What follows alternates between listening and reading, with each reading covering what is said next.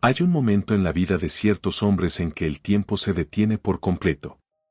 No porque algo maravilloso haya ocurrido, sino porque algo tan doloroso, tan brutalmente real, se presenta frente a ellos que el corazón literalmente no sabe qué hacer con lo que los ojos están viendo. Roberto Gutiérrez conoció ese momento un martes por la tarde, a las 3:42, en el pasillo del Hospital General de Morelia, Michoacán. Tenía 48 años. Llevaba una camisa azul que había planchado esa misma mañana porque quería verse bien, quería verse como alguien que merece respeto, alguien que merece ser recibido con algo más que indiferencia. Cargaba en la mano derecha una bolsa de plástico con una caja de galletas de mantequilla y un jugo de naranja, porque alguien le había dicho por teléfono que Carmen, su ex esposa, su amor de juventud, la madre de su única hija, estaba internada y no había comido bien en 3 días. Llegó sin avisar porque no sabía si tenía derecho a avisar. Llegó sin saber muy bien qué iba a decir. Llegó porque 20 años de silencio se habían vuelto de pronto una carga imposible de seguir cargando solo. Caminó por ese pasillo que olía a desinfectante y a café frío, con las paredes de color verde claro que en algún momento del pasado alguien decidió que eran colores tranquilizantes pero que a Roberto le parecieron ese día el color exacto de la culpa. Sus botas golpeaban el piso de linóleo con un sonido hueco, rítmico, como un reloj contando algo que no quería ser contado. Y entonces, antes de llegar a la habitación número 17 donde le habían dicho que estaba Carmen, Roberto Gutiérrez vio algo que lo detuvo en seco, como si el suelo bajo sus pies se hubiera convertido de repente en cemento fresco. Había una joven sentada en las sillas de plástico naranja del pasillo. Una joven de unos 20 años, con el cabello negro y largo recogido en una trenza descuidada, con ojeras profundas del color del miedo, con una chamarra gris que le quedaba un poco grande. Tenía las rodillas juntas y los codos apoyados en los muslos y las manos entrelazadas frente a ella, y miraba el piso con la concentración de alguien que está rezando sin palabras. Junto a ella, un hombre de unos 50 y tantos años, de complexión robusta, con el bigote entrecano y las manos de trabajador, le ponía el brazo sobre los hombros y le decía algo en voz baja. Y la joven levantó la cara, una cara que Roberto Gutiérrez reconoció con una precisión que le partió el pecho en 2 mitades exactas, y dijo, con una voz que era la voz de Carmen cuando tenía 22 años, dijo solamente esto: no te preocupes, papá, ya va a estar bien. Papá. Roberto sintió que la bolsa de plástico con las galletas y el jugo se le resbalaba de los dedos. La atrapó antes de que cayera, por puro reflejo, por ese instinto físico que los cuerpos tienen cuando la mente ya no funciona. Se pegó a la pared. Respiró. Miró a esa joven que era su hija, que tenía sus pómulos y los ojos de Carmen y la misma forma de inclinar la cabeza que él mismo tenía cuando era muchacho, y la escuchó llamarle papá a otro hombre. Y Roberto Gutiérrez, que no había llorado en público desde el día del entierro de su madre, que era un hombre hecho de trabajo duro y de silencio y de orgullo michoacano, sintió como algo muy viejo, muy pesado, algo que había estado construyendo sin darse cuenta durante 20 años, se desmoronaba dentro de él sin hacer ruido. Esta es la historia de cómo ese momento llegó a ocurrir. Esta es la historia de Roberto, de Carmen, de Valeria, y de todo el tiempo que se fue sin que nadie pudiera atraparlo. Esta es también, aunque quizás no lo parezca todavía, una historia sobre el amor más complicado que existe, ese amor que no sabe cómo quedarse pero que tampoco sabe cómo irse del todo. Quédate. Porque lo que va a pasar a continuación es algo que muchos de ustedes ya conocen desde adentro, aunque nunca hayan puesto palabras a lo que sienten. Roberto Ángel Gutiérrez Mendoza nació un 17 de agosto en el municipio de Zitácuaro, Michoacán, en una casa de adobe que su abuelo había construido con sus propias manos en tiempos en que construir una casa con tus propias manos era lo más normal del mundo. Era el tercero de 5 hermanos, justo ese lugar en la familia donde te tocan las responsabilidades del mayor sin las consideraciones del menor, ese lugar donde aprendes muy temprano que la vida no te va a regalar nada y que si quieres algo lo tienes que trabajar. Su padre, don Ernesto Gutiérrez, era albañil. Sus manos eran siempre ásperas, siempre grises de cemento o polvo, siempre callosas en los sitios exactos donde la vida deja sus marcas en los hombres que no le tienen miedo al trabajo físico. Don Ernesto era un hombre de pocas palabras y muchos principios, de esos hombres que no dicen te quiero pero se levantan a las 5 de la mañana durante 30 años para que sus hijos tengan que comer, y que consideran que ese levantarse a las 5 de la mañana es la forma más honesta y más verdadera de decir te quiero. Que existe la madre de Roberto, doña Consuelo, era la columna que sostenía esa casa sin que nadie lo viera. Era una mujer pequeña, de menos de 1,5 metros de estatura, con el cabello siempre recogido en un chongo apretado y el delantal siempre puesto desde las 6 de la mañana hasta las 9 de la noche. Olía a chile guajillo y a jabón sote y a ese aroma particular que tienen las mujeres que cargan familias enteras sobre los hombros sin quejarse, ese olor que uno solo reconoce de adulto, cuando ya no está, cuando ya solo vive en el recuerdo y en ciertas cocinas ajenas que de pronto te hacen cerrar los ojos. Doña Consuelo tenía una forma de reír que llenaba toda la casa, una risa que empezaba despacio y terminaba tapándose la boca con el delantal, y Roberto, que desde niño fue su favorito aunque ella nunca lo admitiría en voz alta, heredó de ella esa capacidad de encontrar algo que valga la pena en casi cualquier situación, esa resistencia serena que no es resignación sino algo más valiente que la resignación. Roberto creció sabiendo que el dinero era una conversación que los adultos tenían con la cara seria y en voz baja. Sabía que cuando su madre le decía ya veremos, generalmente significaba que no había. Sabía que los zapatos se usaban hasta que ya no se podían remendar más, y que pedir algo que no era estrictamente necesario era casi una falta de respeto hacia el esfuerzo de su padre.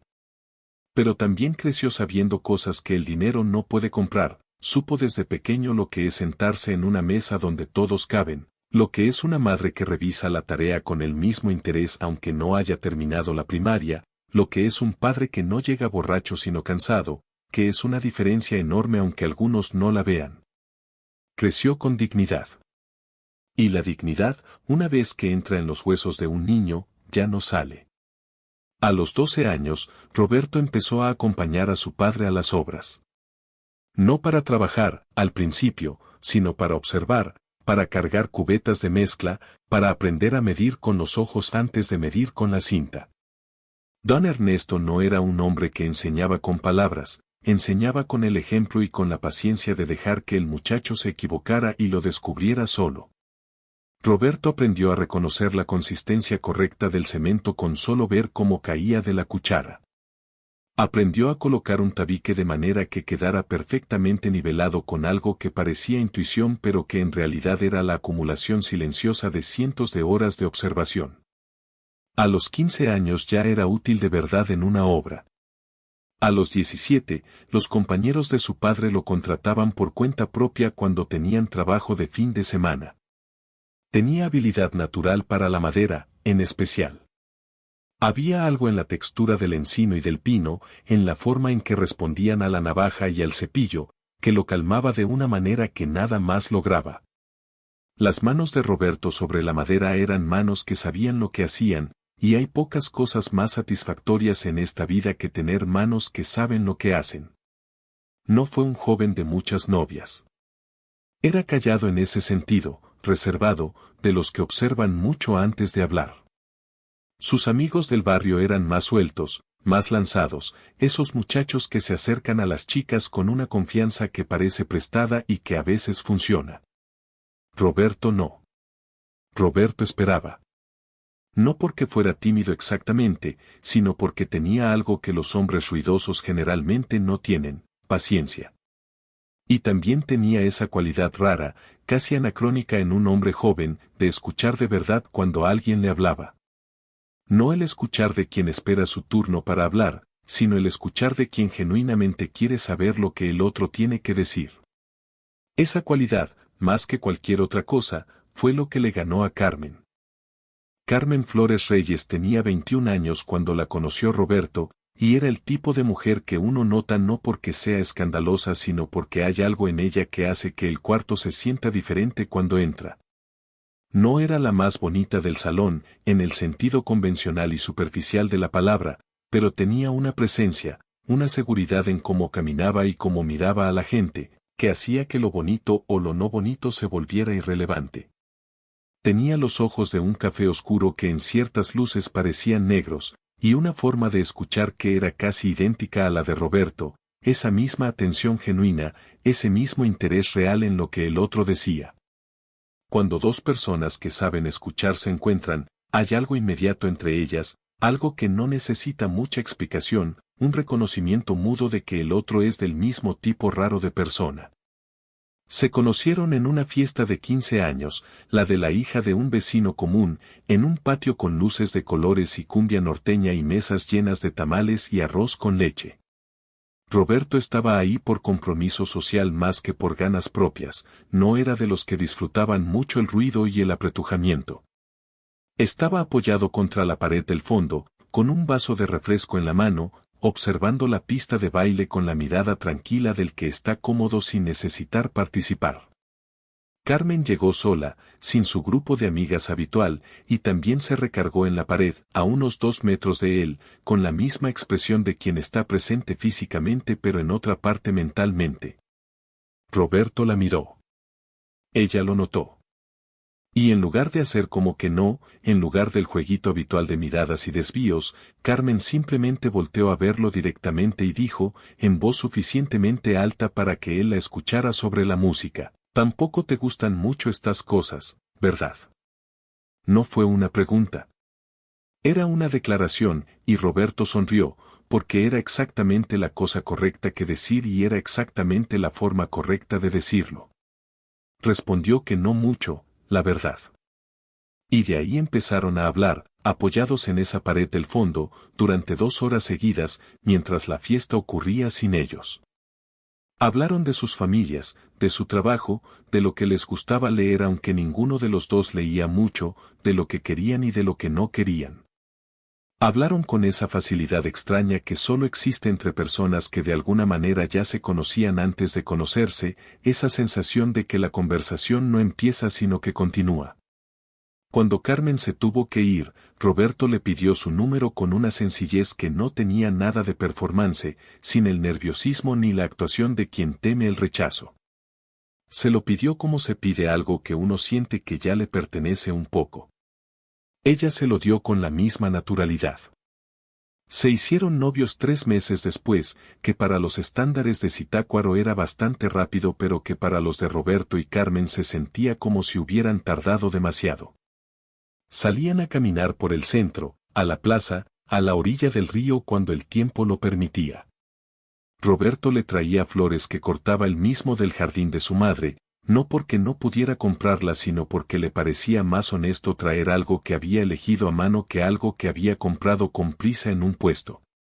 Carmen cocinaba los domingos y lo invitaba a comer, y Roberto aprendió que la sopa de fideos de Carmen era la mejor cosa que había probado en su vida, y Carmen aprendió que Roberto era el tipo de hombre que lavaba su propio plato después de comer sin que nadie se lo pidiera, que era, según ella misma le dijo mucho después, la primera señal real de que era un buen hombre.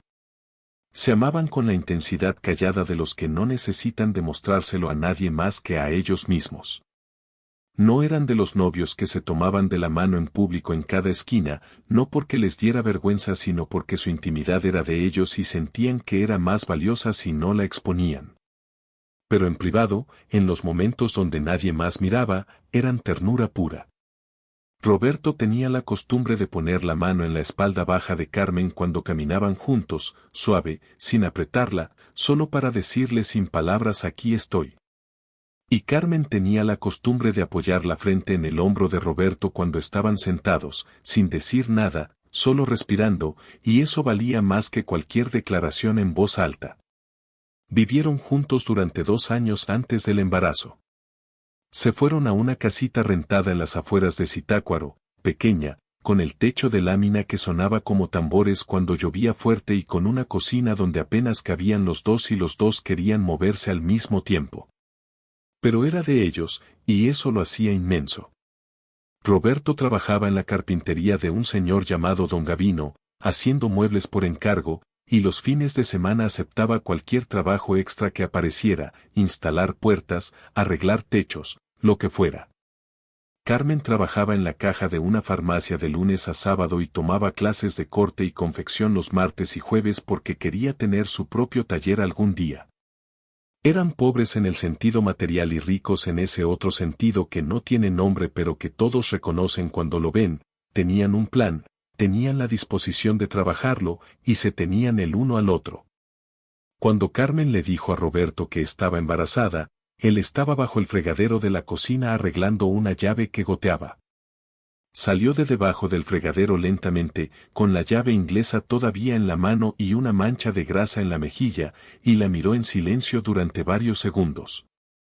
Carmen lo miraba con esa expresión que era la mitad miedo y la mitad algo que no sabía si llamar esperanza o felicidad o todo al mismo tiempo.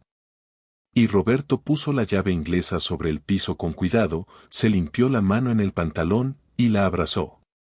La abrazó con los dos brazos completamente, apretándola, con la cara en su cabello, y ella sintió que él temblaba un poco. Solo un poco. Y ninguno dijo nada durante un buen rato, porque no había nada que decir que fuera más grande que lo que ya estaban sintiendo. El embarazo fue bueno, en términos generales. Carmen tenía náuseas durante los primeros 3 meses que la tenían de mal humor y con los ojos siempre un poco vidriosos de cansancio, pero la sobrellevaba con una dignidad estoica que Roberto admiraba. Él empezó a levantarse media hora antes que ella cada mañana para tener el desayuno listo cuando Carmen se despertara, porque había descubierto que si comía algo antes de ponerse de pie del todo, las náuseas eran más manejables. Ese detalle pequeño, ese levantarse media hora antes sin que nadie se lo pidiera, sin mencionarlo nunca como si fuera un sacrificio, era exactamente la clase de hombre que era Roberto Gutiérrez. Por las noches, cuando el techo de lámina amplificaba el sonido de la lluvia de septiembre, Roberto apoyaba la mano abierta sobre el vientre de Carmen y hablaba en voz muy baja. Le decía cosas que nadie más escuchaba. Le decía a ese bebé que iba a tener una vida mejor que la suya, que iba a estudiar, que iba a tener opciones que él nunca tuvo. Le prometía cosas que un hombre le promete a su hijo antes de conocerlo, esas promesas que vienen del lugar más honesto del ser humano, ese lugar donde todavía no ha llegado el miedo ni la desilusión ni la vida real. Carmen fingía que dormía porque sabía que si Roberto se daba cuenta de que ella escuchaba, dejaría de hablar, y ella quería seguir escuchándolo. Le encantaba esa versión de él, la versión que hablaba en la oscuridad sin esperar respuesta. Valeria nació un 17 de marzo, un viernes, a las 6:15 de la mañana, cuando todavía no amanecía del todo y el cielo afuera de la ventana del hospital era de ese azul particular que solo existe en los minutos exactos entre la noche y el día. Roberto estaba en la sala de espera porque en ese hospital, como en muchos hospitales pequeños de México en ese tiempo, no dejaban entrar a los padres durante el parto. Y él había pasado las últimas 4 horas sentado en una silla de metal, con los codos sobre las rodillas y la mirada fija en el piso, moviéndose solo para ir al baño o para caminar 10 pasos en una dirección y 10 pasos en la otra cuando el nerviosismo se volvía demasiado grande para seguir sentado. Cuando la enfermera salió y le dijo que era niña, que las dos estaban bien, Roberto se tapó la cara con las 2 manos. Solo por un momento. Solo el tiempo necesario para que lo que estaba sintiendo tuviera un lugar a donde ir. Lo dejaron entrar 10 minutos después. Carmen estaba pálida y agotada y más hermosa de lo que Roberto la había visto nunca, con ese tipo de belleza que solo tienen las mujeres que acaban de hacer algo imposible. Y en sus brazos había un bulto pequeñísimo, envuelto en una cobija de franela rosa con patitos amarillos, y del bulto salía una carita tan nueva, tan absurdamente nueva, que Roberto tuvo que parpadear varias veces porque su cerebro no acababa de procesar que eso era una persona real que acababa de llegar al mundo. Se acercó despacio, como si tuviera miedo de romper algo. Carmen levantó los brazos hacia él en silencio. Roberto tomó a Valeria en sus manos, que eran manos grandes, manos de carpintero, manos que habían cargado tabiques y manejado cepillos y arreglado goteras, y en esas manos la niña parecía aún más pequeña, aún más frágil, aún más real. Valeria tenía los ojos cerrados y el puño izquierdo apretado junto a la mejilla, con una expresión de profunda concentración, como si estuviera trabajando muy duro en algo importante. Roberto le puso el dedo índice en la palma de ese puño apretado y la niña, sin abrir los ojos, lo tomó. Lo tomó con una fuerza que no correspondía a algo tan pequeño. Y Roberto Gutiérrez, que no lloraba fácilmente, que había aprendido desde niño que los hombres de su familia guardaban el llanto para las cosas verdaderamente grandes, lloró. Lloró despacio, sin ruido, con las lágrimas cayendo sobre la cobija de patitos amarillos, mientras Carmen lo miraba y no decía nada porque no había nada que decir. Le pusieron Valeria por insistencia de la abuela paterna, doña Consuelo, que decía que ese nombre era bonito y serio al mismo tiempo y que una niña que se llamara así iba a crecer con carácter. Carmen hubiera preferido Sofía, pero se dio porque doña Consuelo era el tipo de mujer a quien uno quería hacer feliz cuando podía, y además, a medida que pasaban los días, el nombre Valeria empezó a pertenecerle a esa bebé de una manera que Sofía nunca hubiera podido, de la manera en que los nombres verdaderos se van pegando a las personas y ya no se pueden separar. Las primeras semanas fueron el caos feliz y agotador que son siempre las primeras semanas. Roberto aprendió a cambiar pañales con una rapidez y una eficiencia que hacía reír a Carmen.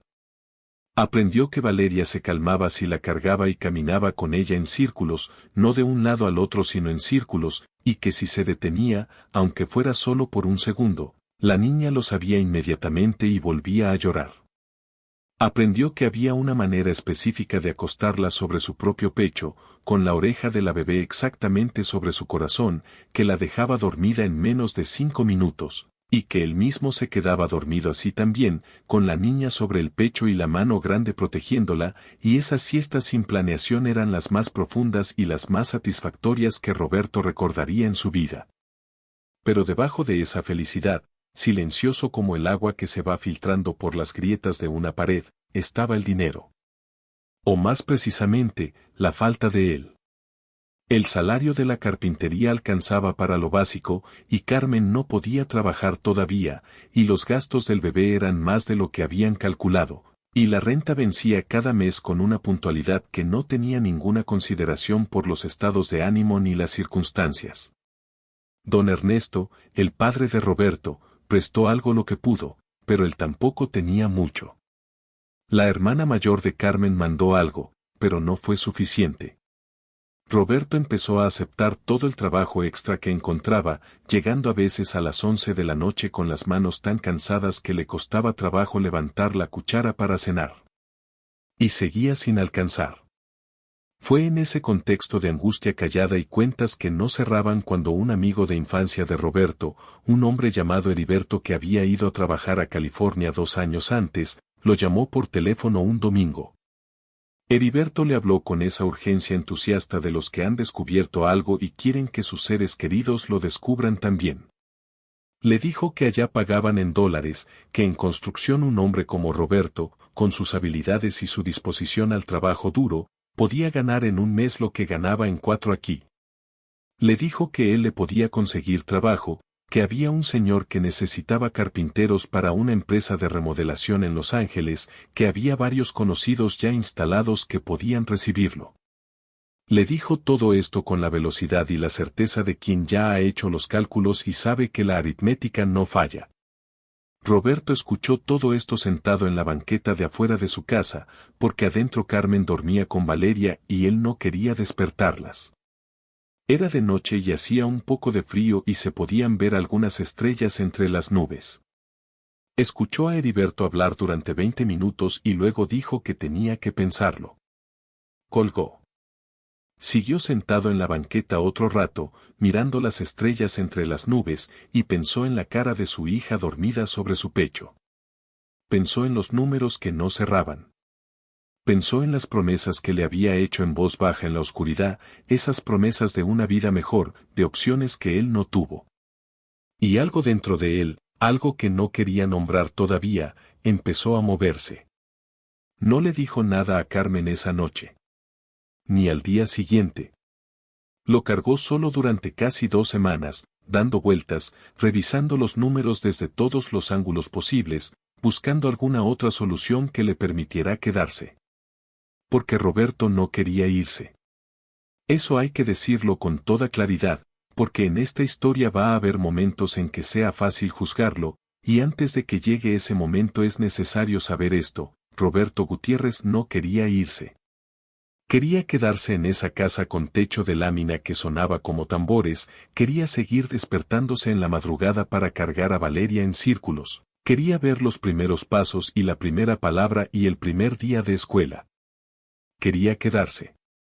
Pero querer no siempre es suficiente cuando la realidad tiene sus propios planes.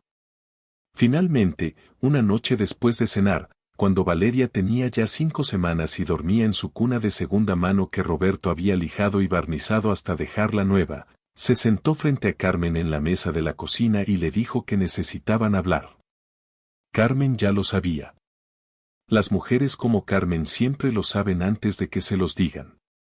Lo había visto en cómo él miraba al vacío más seguido que de costumbre, en cómo a veces lo encontraba calculando algo mentalmente con la mirada perdida, en esa tensión particular que tenía en los hombros cuando había algo que no había dicho todavía. Lo sabía y no había preguntado porque había una parte de ella que esperaba que si no lo nombraban, no se volvería real. Roberto le explicó la situación con números, con hechos, con la claridad brutal del que ha pensado algo muchas veces y ya no le quedan rodeos. Le dijo cuánto ganaba, cuánto gastaban, cuánto faltaba. Le dijo lo que Heriberto le había ofrecido. Le dijo que serían 2 años, máximo 3, que en ese tiempo podría ahorrar suficiente para comprar un terreno, para poner su propia carpintería, para darle a Valeria lo que necesitaba. Le dijo que mandaría dinero cada 15 días sin falta. Le dijo todo esto con la voz tranquila del que trata de parecer seguro aunque por dentro no lo esté, mirándola a los ojos porque no sabía hacer las cosas de otra manera. Carmen lo escuchó sin interrumpirlo. Luego miró la mesa durante un rato largo. Luego lo miró a él. Y lo que Roberto vio en esa mirada no fue enojo, que hubiera sido más fácil de manejar. Fue algo peor que el enojo. Fue resignación mezclada con miedo, esa combinación específica de emociones que tiene la gente cuando entiende que algo va a pasar y que no tiene poder de cambiarlo. Le preguntó cuándo. Roberto le dijo que en 3 semanas, que Heriberto ya tenía el trabajo conseguido y que el señor necesitaba gente pronto. Carmen asintió despacio. No lloró. No en ese momento. Se levantó, fue a revisar a Valeria en la cuna, estuvo un rato mirándola dormir, y cuando volvió a la cocina su cara ya era la cara de alguien que ha tomado una decisión sobre cómo va a sobrevivir algo, no la cara de alguien que todavía está decidiendo. Esas 3 semanas fueron las más extrañas que Roberto y Carmen habían vivido juntos. Había una intensidad en todo, en cada conversación, en cada comida, en cada noche juntos, como si los dos estuvieran tratando de guardar suficiente del otro para durar el tiempo que iban a estar separados. Roberto pasaba cada momento libre con Valeria. La cargaba más de lo que la bebé probablemente necesitaba ser cargada. La bañaba él mismo cada tarde, calentando el agua a la temperatura exacta con el codo, como Carmen le había enseñado. La ponía sobre su pecho y le hablaba en voz baja como siempre, pero ahora las cosas que le decía eran diferentes. Ya no eran promesas en abstracto. Eran despedidas que no se llamaban despedidas. Le decía que iba a volver pronto. Le decía que todo lo que iba a hacer era por ella. Le decía que aunque ella no lo recordara, él iba a recordar cada una de estas noches para siempre. Valeria dormía sobre su pecho sin saber nada de nada, con el puño junto a la mejilla y esa expresión de profunda concentración que tenía desde el primer día, y Roberto la miraba en la oscuridad con una mezcla de amor y de terror que no tenía nombre. El día antes de irse, Roberto fue a ver a sus padres. Don Ernesto lo recibió en la sala, sentado en su sillón de siempre, y escuchó lo que su hijo le decía con esa cara impasible que tenía para las cosas difíciles. Cuando Roberto terminó, don Ernesto guardó silencio un momento y luego dijo solo una cosa: cuida a tu familia desde donde estés, porque la distancia no es excusa para descuidar lo que más importa. No hubo abrazo. Los Gutiérrez no eran de los abrazos.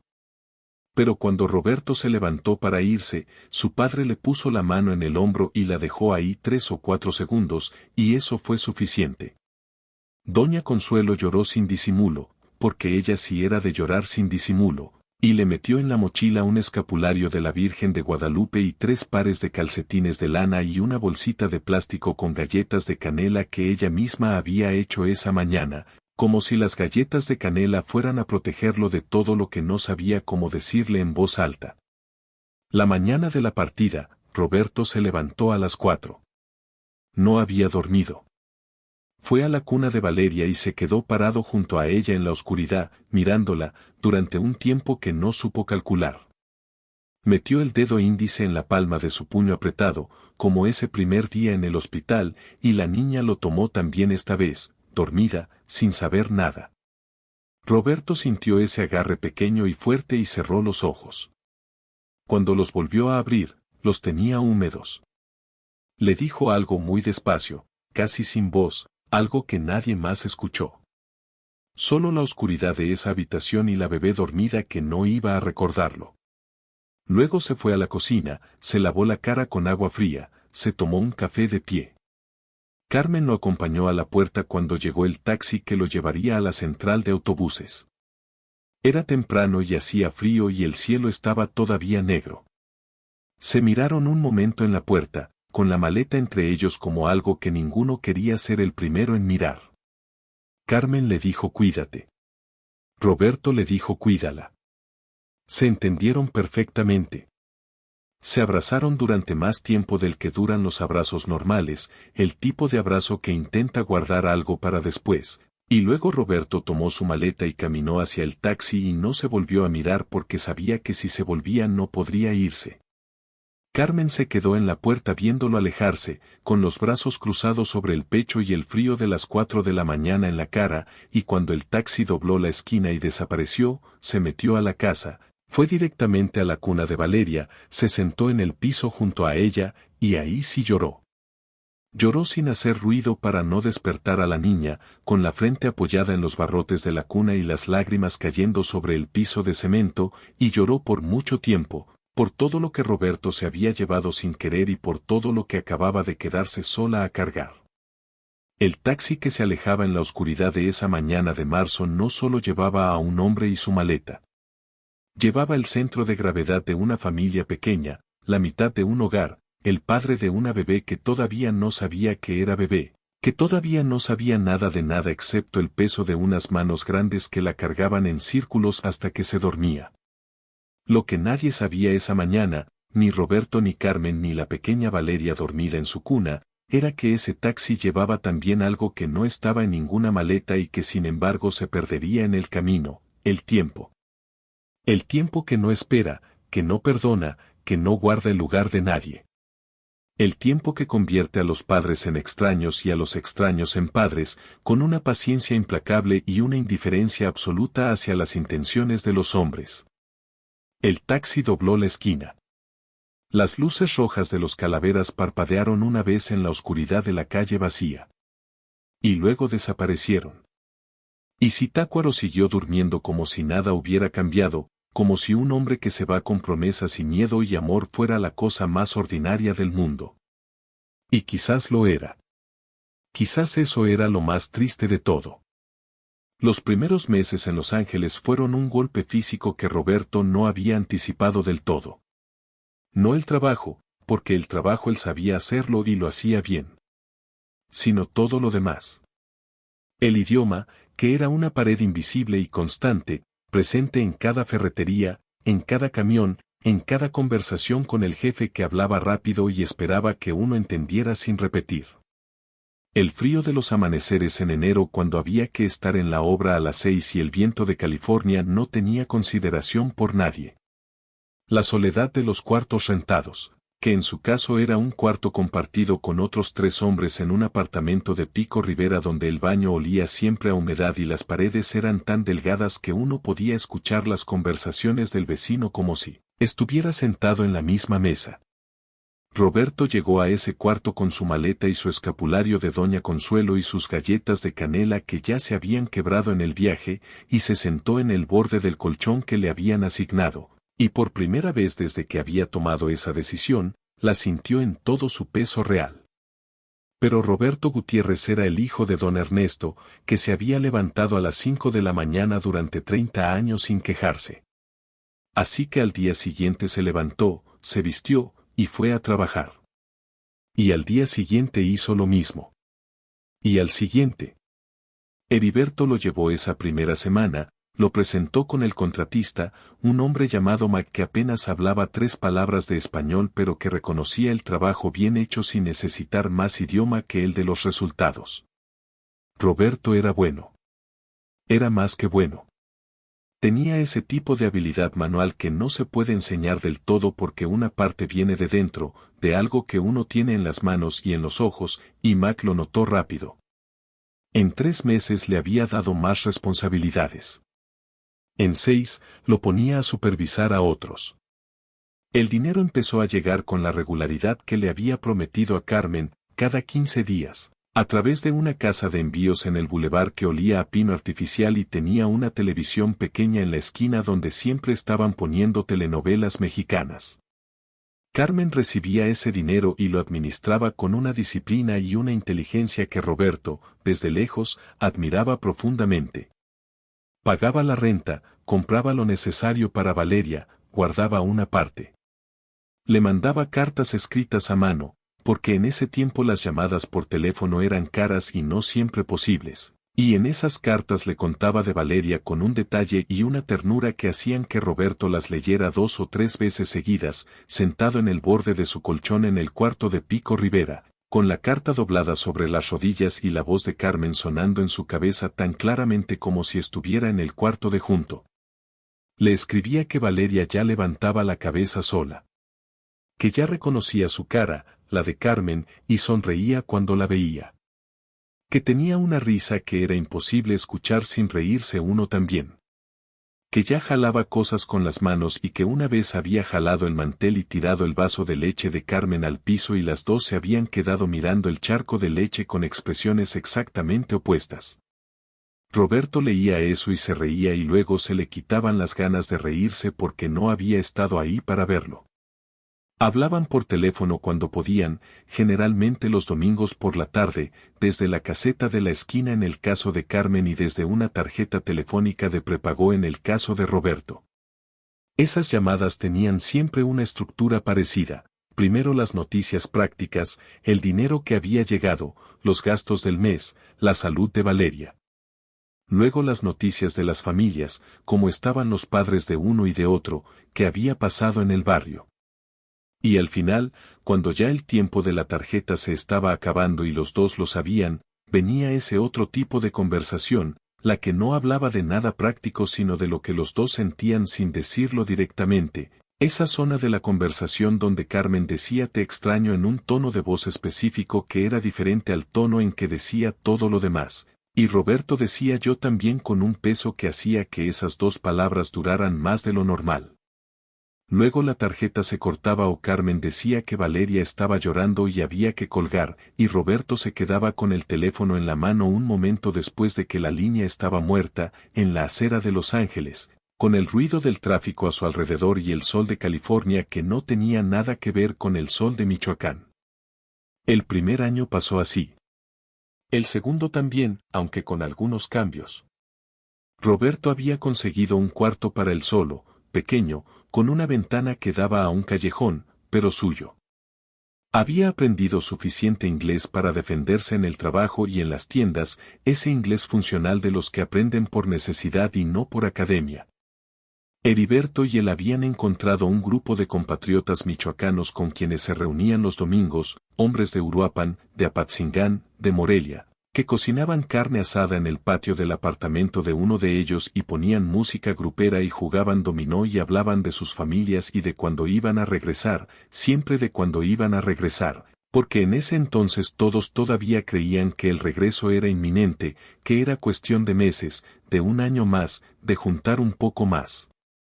El regreso era el tema central de todas las conversaciones de todos esos hombres, y mientras más tiempo pasaba sin que ocurriera, más detallado y más específico se volvía en sus palabras, como si la precisión de los planes fuera un sustituto para la realidad de ejecutarlos. Fue en el tercer año cuando la distancia empezó a hacer lo que hace siempre, lo que nadie le pide que haga pero que hace de todas formas con la eficiencia silenciosa de la erosión. Las cartas se fueron espaciando. No porque Roberto o Carmen hubieran decidido que iban a escribir menos, sino porque la vida llenaba los días de cosas urgentes y la carta que uno iba a escribir mañana se convertía en la carta que uno iba a escribir la próxima semana. Las llamadas de teléfono se fueron acortando, no en afecto sino en facilidad, porque ya no era fácil encontrar que decir que no fuera lo mismo de siempre, y el silencio en una llamada de larga distancia tiene un peso diferente al silencio en una habitación. Roberto mandaba el dinero sin falta, eso nunca cambió.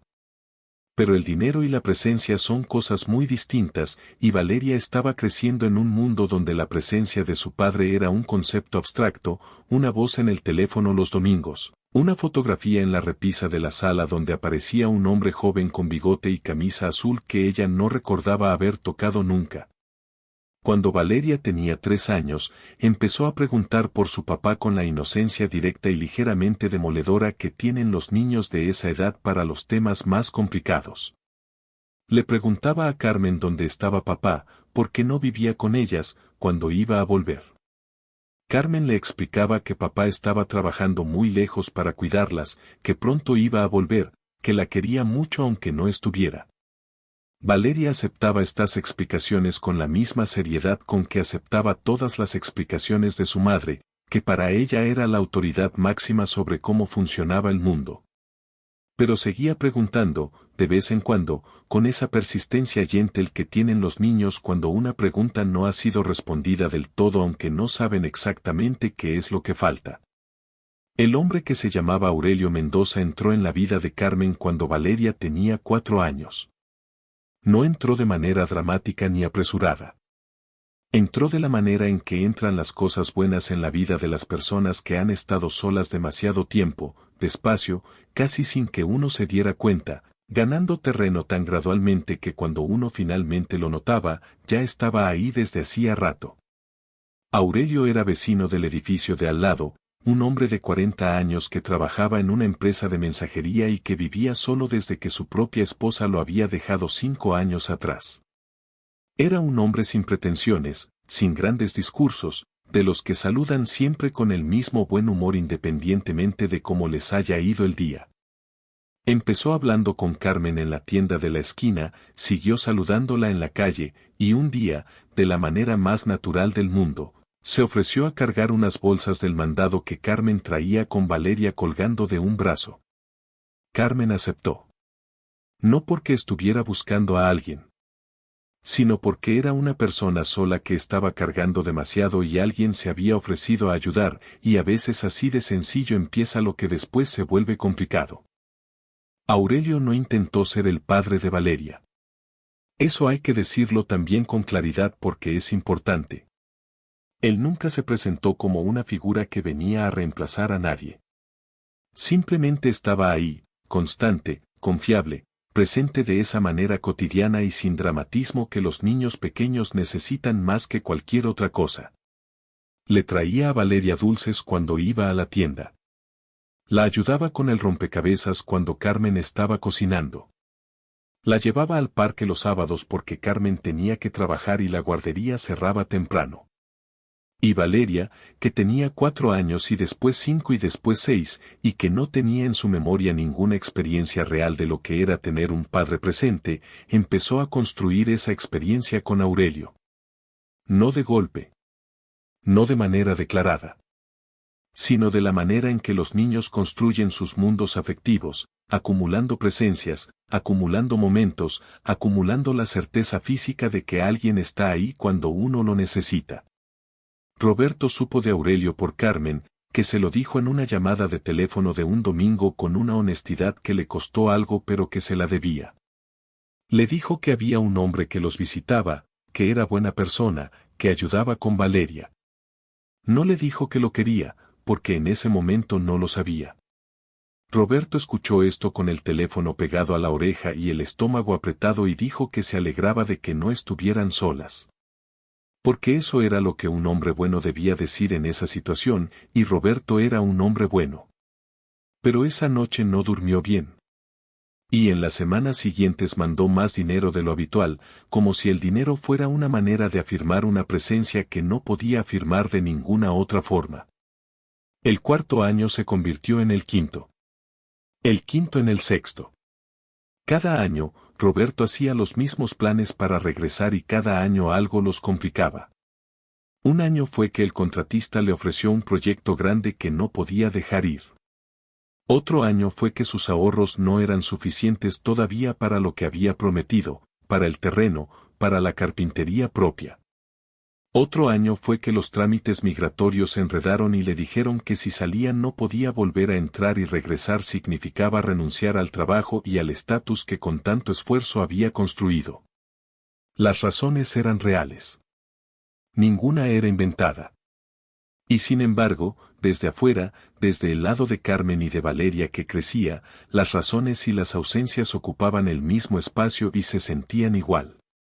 Valeria tenía 7 años cuando Carmen y Aurelio formalizaron su relación. Para entonces, Aurelio ya era una presencia tan establecida en la vida de la niña que la noticia no cambió nada visible. Valeria lo quería. Lo quería con la naturalidad con que los niños quieren a las personas que han estado ahí, que han aparecido, que han cumplido. Aurelio le enseñó a andar en bicicleta en el parque, sosteniendo el asiento con la mano hasta que ella encontró el equilibrio y luego soltándola sin decirle que la había soltado, que es la manera correcta de enseñar a andar en bicicleta y también, en cierta forma, la manera correcta de amar a alguien. Aurelio fue a las juntas de la escuela. Aurelio fue a los festivales donde Valeria bailaba disfrazada de china poblana con la cara seria de quien toma su actuación muy en serio. Aurelio estaba ahí. Y estar ahí es, en la vida real y fuera de las canciones y los discursos, el 80% de lo que significa querer a alguien. Roberto lo supo. Carmen se lo fue contando en pedazos a lo largo de los meses, con delicadeza, con la consideración de quien sabe que está entregando algo que va a doler.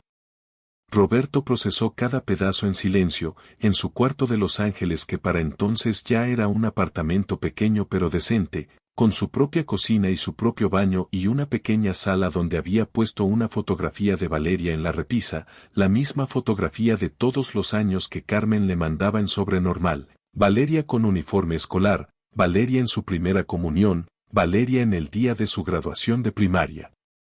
Roberto ponía esas fotografías en la repisa y las miraba por las mañanas cuando tomaba su café, y en esas fotografías veía los años que no había estado, contados en centímetros de estatura y en la manera en que la cara de su hija se iba haciendo menos redonda y más definida, más ella, más persona propia. Mandó el dinero durante todos esos años. Todos y cada uno. Nunca una quincena sin el depósito. Carmen se lo agradecía en sus mensajes, que para cuando Valeria tenía 10 años ya eran mensajes de texto porque los teléfonos habían cambiado y el mundo había cambiado y las cartas escritas a mano ya eran de otra época. Pero a medida que Valeria fue creciendo, el dinero fue dejando de mencionarse en las conversaciones con ella misma. No porque Carmen se lo ocultara exactamente, sino porque en la vida cotidiana de una niña que crece, el origen del dinero que paga las cosas es algo abstracto, algo que existe en el fondo sin ser visible, y Valeria creció sintiendo que su familia era Carmen y Aurelio, que eran los que estaban, los que resolvían, los que aparecían con soluciones cuando había problemas y con presencia cuando había alegrías. A Roberto, en los años del 7 al 15 de la vida de Valeria, le costó cada vez más trabajo llamar. No porque no quisiera hablar con su hija, sino porque cada llamada le confirmaba algo que se volvía más doloroso en proporción directa a cuánto tiempo había pasado.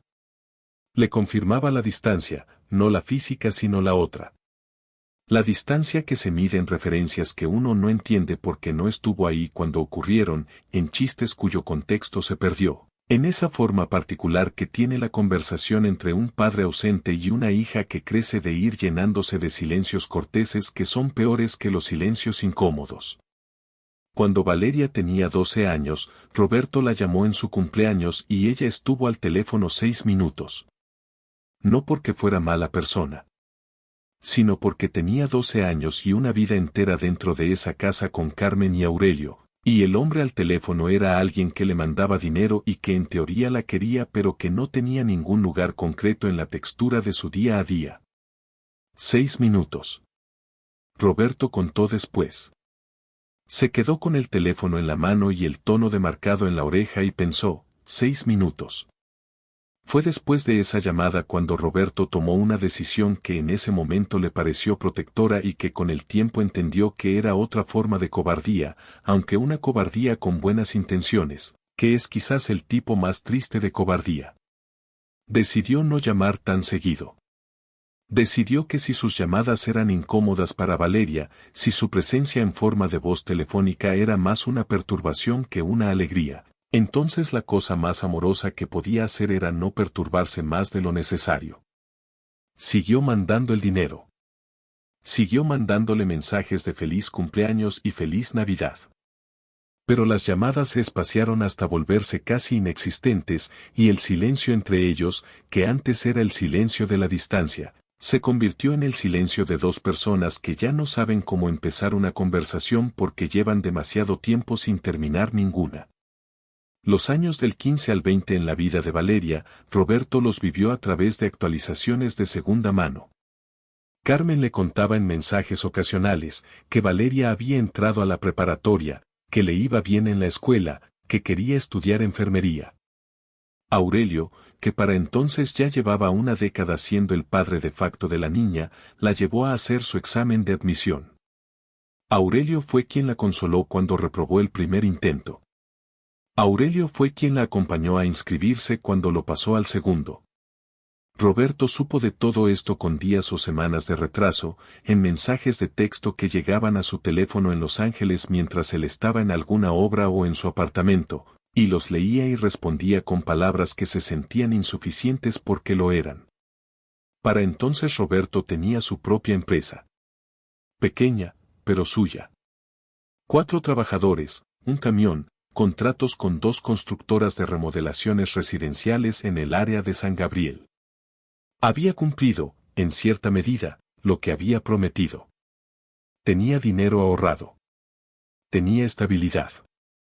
Tenía todo lo que había ido a buscar, y lo había conseguido con el precio que había pagado, y en sus momentos más honestos consigo mismo, los que ocurrían a las 3 de la mañana cuando el sueño no llegaba, Roberto Gutiérrez se preguntaba si el precio había sido el correcto.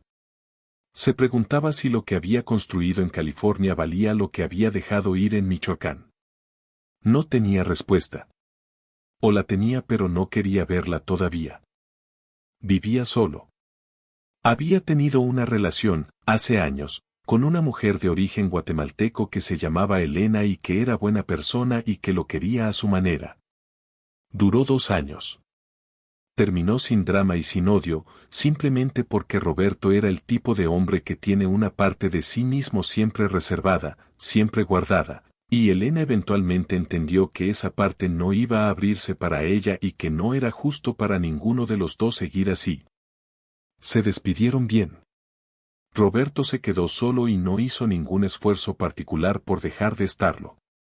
Tenía su trabajo, tenía a Heriberto y al grupo de los domingos que para entonces ya era más pequeño porque varios habían regresado a México o se habían mudado a otras ciudades, tenía sus rutinas. Era una vida funcional, ordenada, con los contornos exactos de una vida construida por un hombre que trabaja duro y que tiene cuidado de no necesitar demasiado de nadie porque necesitar duele cuando las cosas no funcionan. Tenía 47 años cuando le llegó el mensaje de texto de Carmen que cambió todo. Era un martes por la noche, tarde, y Roberto estaba revisando facturas en la mesa de su cocina con una taza de café frío que había olvidado tomar. El teléfono vibró. Abrió el mensaje. Era de Carmen, con quien llevaba meses sin hablar más que para las actualizaciones de Valeria que cada vez llegaban con menos frecuencia. El mensaje decía, con la brevedad directa de los mensajes que no saben cómo empezar: Roberto, estoy enferma. Es el hígado. Están haciendo estudios. Quería que lo supieras. Roberto leyó el mensaje 3 veces. Luego puso el teléfono sobre la mesa y se quedó mirándolo como si fuera a decir algo más. La taza de café frío estaba a su lado. Las facturas seguían sobre la mesa. La cocina tenía ese silencio específico de los apartamentos de personas que viven solas, ese silencio que no es paz sino ausencia. Roberto tomó el teléfono y escribió: Carmen, ¿qué tan serio es? Ella tardó varios minutos en responder. Luego llegó: no sé todavía. Serio. Roberto cerró los ojos un momento. Luego escribió: voy a ir. Ella no respondió nada a eso. Roberto esperó. Luego volvió a escribir: Carmen. Voy a ir. Y guardó el teléfono y se quedó sentado en la cocina con las facturas y el café frío y ese peso nuevo que acababa de aterrizar sobre sus hombros y que era una mezcla de miedo genuino por Carmen y de algo más complicado, algo que tenía que ver con 20 años de promesas y de silencios y de tiempo que no esperó a nadie. Tardó 3 semanas en organizar todo. Dejó los contratos en manos de su trabajador de más confianza, un joven de Guerrero que se llamaba Damián y que llevaba 4 años con él y que sabía lo que hacía. Compró el boleto de autobús porque no quería llegar en avión, no sabía bien por qué, pero sentía que tenía que llegar despacio, que el viaje tenía que durar lo que tenía que durar, que no podía aparecer en Morelia como si nada en un par de horas. Hizo la maleta con cuidado, eligiendo la ropa con más atención de la que ponía normalmente, porque quería verse bien, quería verse como alguien que merece respeto, como alguien que no llega con vergüenza aunque la cargara. Metió en la maleta también algo que había guardado durante 20 años en el cajón de su mesa de noche, un sobre grueso con cartas. Las cartas que Carmen le había escrito durante los primeros años, y algunas cartas que él había empezado a escribirle a Valeria y que nunca había mandado, porque cuando llegaba el momento de meterlas al sobre algo lo detenía, algo que no sabía nombrar pero que ahora, mientras las metía en la maleta, reconoció finalmente: era miedo. Había tenido miedo de que sus palabras llegaran a una niña que no lo conocía y se sintieran falsas, de que el amor que intentaba poner en esas palabras no tuviera forma de cruzar una distancia tan grande sin deshacerse en el camino. El viaje en autobús de Los Ángeles a Morelia dura aproximadamente 36 horas con los transbordos. Roberto las vivió en un estado de vigilia intermitente, mirando el paisaje cambiar a través de la ventana, el desierto dando paso a las montañas y las montañas a los valles, México recibiéndolo de regreso con la indiferencia hermosa del que no sabe ni le importa cuánto tiempo llevabas fuera. Comió en las paradas lo que vendían: tamales de rajas y atole en un puesto de Guadalajara, un torta de milanesa en algún punto de Michoacán. El olor a tierra mojada cuando se acercaban a la sierra lo afectó de una manera que no esperaba, algo físico, algo que le llegó directo al pecho sin pasar por el pensamiento. Ese olor que uno lleva en el cuerpo aunque no lo sepa, que duerme hasta que lo despierta la misma tierra que lo puso ahí. Llegó a Morelia en la mañana temprano, con el sol todavía tibio y la ciudad haciendo ese ruido particular de las ciudades mexicanas que despiertan, el ruido de los camiones y los vendedores y las campanas de alguna iglesia a lo lejos. Tomó un taxi a la dirección que Carmen le había mandado por mensaje, la dirección de su nueva casa, que Roberto nunca había visto. Era una casa pequeña pero bien cuidada en una colonia tranquila, con una maceta de geranios en la entrada y una reja pintada de azul. Roberto se quedó parado frente a esa reja un momento. Pensó en tocar. Luego pensó que quizás no era el momento correcto, que quizás debería llamar antes, que quizás debería haber llamado desde hace mucho tiempo. Se quedó parado en la acera con la maleta y el sol de la mañana en la cara y el corazón latiendo más rápido de lo que le hubiera gustado. Llamó a Carmen por teléfono.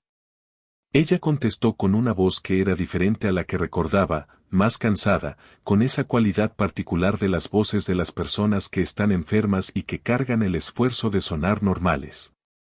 Le dijo que estaba afuera. Hubo un silencio. Luego Carmen dijo, espera. 5 minutos después se abrió la puerta de la casa y apareció ella, y Roberto tuvo que hacer un esfuerzo consciente para no dejar ver en su cara lo que sintió al verla, porque Carmen estaba delgada, más de lo que debía, con esa delgadez que no viene del ejercicio ni de la dieta sino de algo que el cuerpo está haciendo sin que uno lo decida. Pero seguía siendo Carmen, con los ojos oscuros y esa manera de mirarlo que era directa sin ser agresiva. Y llevaba un suéter azul marino y el cabello recogido y en la mano derecha tenía un vaso de agua como si lo hubiera tomado de la cocina sin pensar cuando fue a abrir. Se miraron desde los dos lados de la reja por un momento que duró más de lo que dura un momento normal. Luego Carmen abrió la reja y Roberto entró. No se abrazaron. Había demasiado espacio entre ellos, no físico sino de otra clase, el espacio que dejan los años y las decisiones y todo lo que se dijo y todo lo que no se dijo.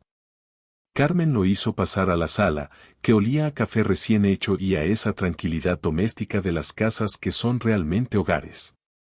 Roberto se sentó en una silla. Carmen se sentó frente a él. Y empezaron a hablar, despacio al principio y luego con más ritmo, de la enfermedad, de los médicos, de los estudios que todavía no tenían resultados definitivos pero que pintaban serios. Roberto escuchó con toda su atención, haciendo preguntas específicas, queriendo entender. Y fue durante esa conversación, mientras Carmen le explicaba lo que los doctores le habían dicho, cuando se escuchó la puerta. Roberto levantó la vista. Entró Aurelio primero, con esa complexión robusta y ese bigote entrecano y las manos de trabajador que Roberto había imaginado sin verlas. Aurelio lo miró con una expresión que era difícil de descifrar, no hostil exactamente pero tampoco cálida, la expresión de un hombre que entiende exactamente quién es la persona que tiene enfrente y que está decidiendo cómo va a relacionarse con eso. Roberto se puso de pie instintivamente, porque así le habían enseñado, porque un hombre se pone de pie cuando otro hombre entra a su propia casa. Se miraron. Carmen dijo los nombres de los dos, como presentación, aunque todos sabían que no era necesario. Los hombres se dieron la mano con la firmeza de los que se están midiendo sin querer que se note que se están midiendo. Y luego entró Valeria. Entró con el teléfono en la mano y mirando la pantalla, de esa manera que tienen los jóvenes de entrar a un cuarto sin haber entrado todavía del todo. Levantó los ojos cuando Carmen dijo su nombre. Vio a Roberto. Se detuvo. Roberto la vio y tuvo esa misma experiencia del pasillo del hospital, ese reconocimiento que le partía el pecho, sus pómulos y los ojos de Carmen y la forma de inclinar la cabeza que era la suya propia. Pero esta vez no había pared a donde pegarse. Esta vez estaba en el mismo cuarto. Valeria lo miró con una expresión que Roberto tardó un momento en identificar y que cuando identificó le resultó más difícil de sostener que cualquier otra expresión que hubiera podido esperar. No era odio. No era emoción. Era desconocimiento. Lo miraba de la manera en que uno mira a alguien que debería reconocer y no reconoce, con esa incomodidad específica de la memoria que falla. Luego su cara se recompuso en algo más neutral, más educado, y dijo buenas tardes con una voz que era perfectamente cortés y perfectamente vacía de cualquier cosa más que cortesía. Roberto respondió buenas tardes. Su voz sonó extraña en sus propios oídos, como si viniera de más lejos de lo que venía. Carmen hizo lo que hacen las madres en esas situaciones, que es hablar para llenar el silencio y darle a todos el tiempo que necesitan para ajustarse a lo que está pasando. Dijo que Valeria era enfermera ya, que trabajaba en el hospital, que le estaba yendo muy bien. Roberto la miró y dijo que se alegraba, que era una carrera importante. Valeria sintió con esa educación que era peor que la indiferencia porque revelaba exactamente lo que era, la cortesía que uno le da a un extraño. Luego miró a Aurelio y le dijo que ya estaba lista para ir al hospital, que Carmen tenía cita a las 11. Aurelio asintió y fue por las llaves. Carmen se levantó despacio y Roberto se levantó también y hubo un momento torpe donde todos se movían en direcciones distintas y nadie sabía exactamente dónde poner el cuerpo. Fue en ese momento, en ese caos pequeño y doméstico de llaves que se buscan y bolsas que se recogen, cuando Valeria se acercó a Aurelio para ayudarle con el saco que estaba sobre la silla, y sin pensarlo, con el automatismo de los gestos que uno ha repetido 1000 veces, le dijo, «Ya vámonos, papá, que se nos va a hacer tarde». «Papá». Roberto estaba a 2 metros de ella cuando lo dijo. Carmen estaba mirando hacia otro lado. Aurelio tomó el saco sin que nada en su cara cambiara. Y Valeria no lo dijo para herir a Roberto, eso era lo más claro de todo, lo dijo porque era la palabra verdadera, la palabra que llevaba años usando sin pensarla, la palabra que le pertenecía a ese hombre por derecho de presencia y de años y de todas las mañanas en que había estado ahí. Lo dijo sin pensar. Y eso era exactamente lo que lo hacía insoportable. Roberto se quedó inmóvil. Sintió el calor subir por el cuello.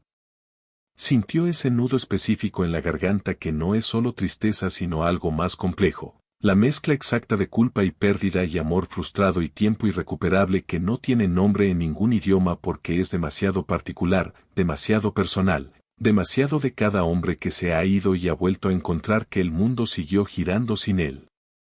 Sonrió. Una sonrisa pequeña, controlada, la sonrisa del hombre que ha decidido que no va a derrumbarse en la sala de una casa ajena porque tiene más dignidad que eso. Dijo que con permiso, que no quería entretenerlos, que vendría después a ver cómo estaba Carmen. Y salió. Caminó hasta la reja. La abrió. Salió a la acera y la cerró detrás de él. Caminó media cuadra. Se detuvo junto a un árbol de jacaranda que estaba empezando a florecer, con las flores moradas cayendo sobre la banqueta como si alguien las hubiera puesto ahí a propósito. Se apoyó en el árbol con un hombro. Respiró.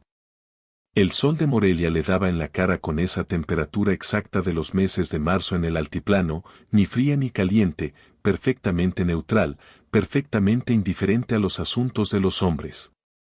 Roberto respiró otra vez. Y luego, en esa banqueta con las flores de jacaranda morada a sus pies y el sol de su tierra en la cara, permitió que la cara se le descompusiera por primera vez desde que había llegado. Solo un momento. Solo el tiempo que tardaba en entender completamente lo que acababa de ocurrir. Lo que había construido. Lo que había perdido. Lo que nunca iba a poder deshacer. 20 años. Una palabra de 4 letras. Y Roberto Gutiérrez comprendió, parado en esa banqueta de Morelia, que el regreso que había postergado durante tanto tiempo no era un regreso sino otra cosa, algo para lo que no había preparación posible, era una llegada a un lugar que ya no guardaba su lugar. Roberto no se fue al hotel esa tarde. Se quedó caminando por Morelia durante horas, sin rumbo fijo, dejando que la ciudad lo fuera recibiendo de regreso a su propio ritmo. Caminó por el centro histórico, por las calles de piedra rosa que había pisado de joven y que seguían siendo las mismas calles aunque él fuera una persona diferente sobre ellas. Pasó frente a la catedral y se detuvo un momento, no por religiosidad particular sino por ese instinto que tienen los hombres cuando están abrumados de buscar algo que se sienta más grande que ellos mismos, algo que no los juzgue pero que los contenga. Entró. Se sentó en una banca del fondo, en la penumbra fresca que guardan las catedrales viejas como si el aire de adentro fuera de otro siglo, y se quedó ahí un rato sin rezar exactamente pero tampoco sin hacer nada, en ese estado intermedio entre la oración y el pensamiento que es quizás la forma más honesta de las dos cosas. Pensó en Valeria.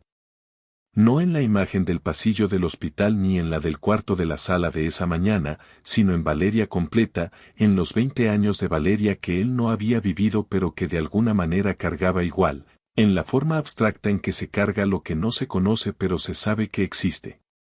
Pensó en la niña que se había quedado dormida sobre su pecho con la oreja pegada a su corazón. Pensó en la mujer que había entrado al cuarto mirando el teléfono y que le había dicho buenas tardes con la cortesía perfecta y vacía de un extraño. Y pensó que esas dos personas eran la misma persona y que la distancia entre ellas la había construido él, ladrillo a ladrillo, año a año, con cada quincena de trabajo en Los Ángeles y cada llamada pospuesta y cada regreso que no había ocurrido. No había un villano en esta historia.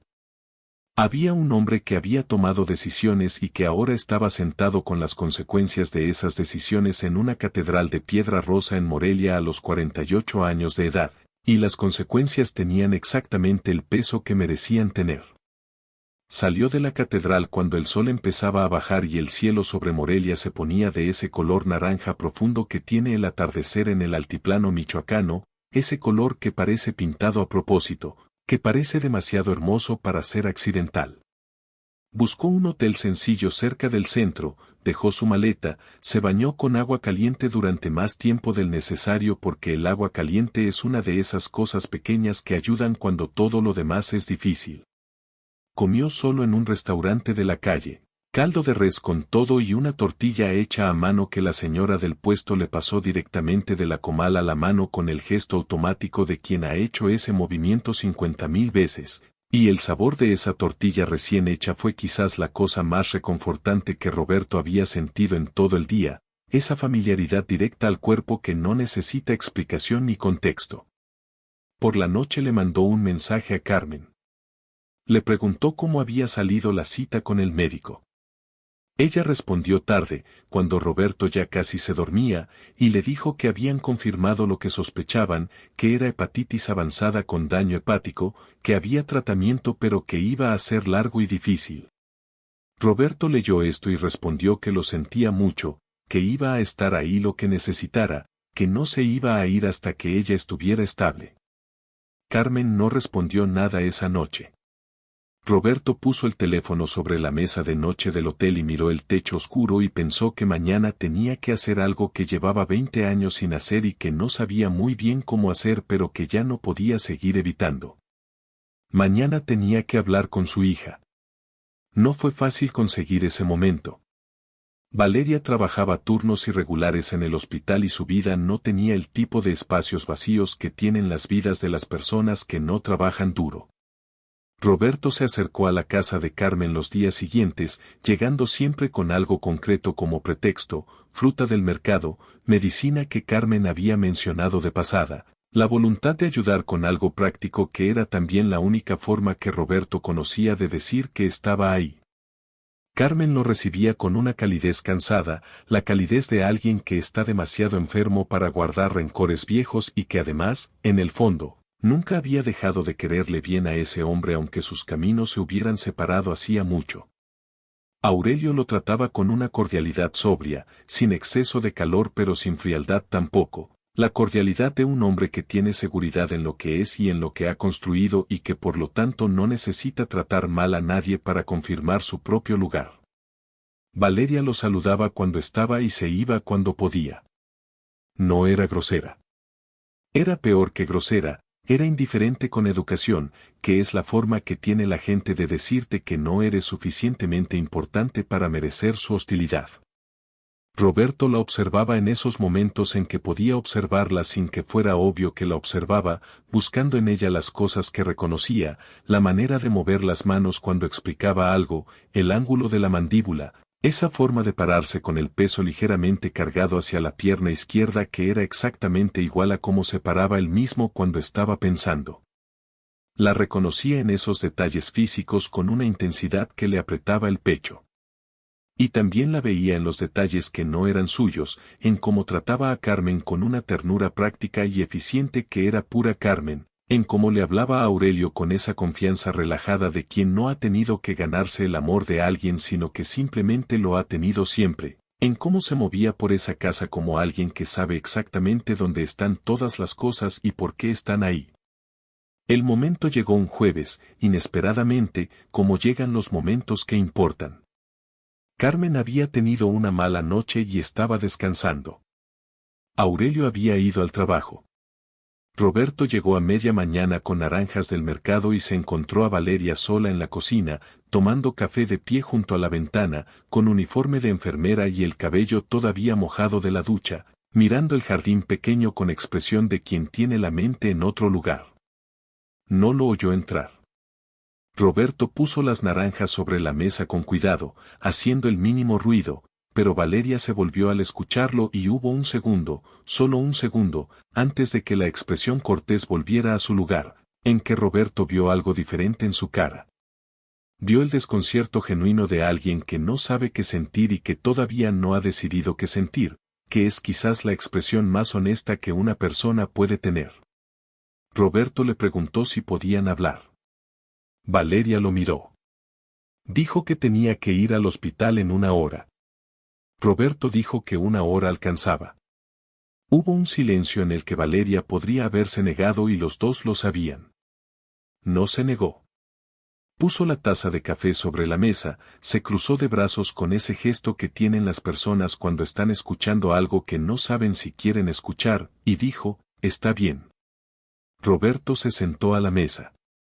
No sabía por dónde empezar porque nunca había ensayado esto, nunca había encontrado las palabras correctas en ninguno de los 20 años en que había tenido tiempo de buscarlas. Así que empezó por el principio, que era lo único honesto. Le dijo que sabía que era un extraño para ella. Lo dijo exactamente así, sin rodeos, sin intentar suavizarlo con palabras más cómodas. Le dijo que era un extraño y que eso era su responsabilidad, únicamente suya, que no había manera de ponerlo en otros hombros. Le dijo que había tomado una decisión cuando Valeria tenía 5 semanas de nacida y que esa decisión había tenido consecuencias que en ese momento él no había sabido ver con suficiente claridad. Le dijo que había mandado dinero durante 20 años y que sabía que el dinero no era lo mismo que estar ahí, que nunca lo había sido, que él mismo lo sabía aunque durante mucho tiempo había intentado convencerse de que era suficiente. Valeria lo escuchaba con los brazos cruzados y la mirada en la mesa, no en él. Roberto continuó. Le dijo que no venía a pedirle que lo perdonara como si el perdón fuera algo que él merecía o que ella le debía. Le dijo que venía porque Carmen estaba enferma y porque no podía estar a 20 años de distancia sabiendo eso. Le dijo que venía porque había llegado un momento en su vida en que el peso de todo lo que no había dicho se había vuelto demasiado para seguir cargándolo solo. Le dijo que Aurelio era un buen hombre, que lo había visto en cómo la trataba a ella y en cómo trataba a Carmen, y que lo último que quería era quitarle nada de lo que ese hombre le había dado porque era lo que merecía, era lo que cualquier hija merecía. Le dijo todo esto con la voz tranquila del que ha pensado mucho, del que no viene a hacer escenas sino a decir la verdad aunque duela. Valeria siguió mirando la mesa durante un momento después de que Roberto terminó de hablar. Luego levantó los ojos.